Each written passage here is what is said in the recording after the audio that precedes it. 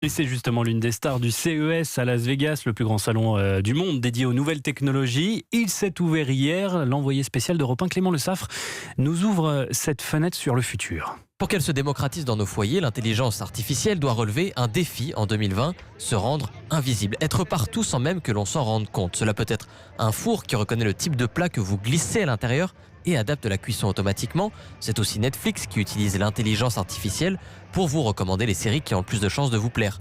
Des technologies rendues possibles par le cap que franchit actuellement l'intelligence artificielle, selon Jérôme Grondin, analyste pour le cabinet Niji. L'intelligence artificielle, on en parlait beaucoup pour son potentiel, mais on le voyait relativement peu. Ce qui est vraiment fort cette année, c'est que les GAFA mettent à la disposition de n'importe quelle entreprise leur capacité de calcul, ce qui va permettre de développer pour le grand public tout un tas de nouveaux usages qui utilisent effectivement l'intelligence artificielle. Et l'intelligence artificielle invisible est particulièrement intéressante quand elle est mise au service de la sécurité, comme par exemple dans ces serrures intelligentes qui n'ouvrent la porte que si elles reconnaissent votre visage.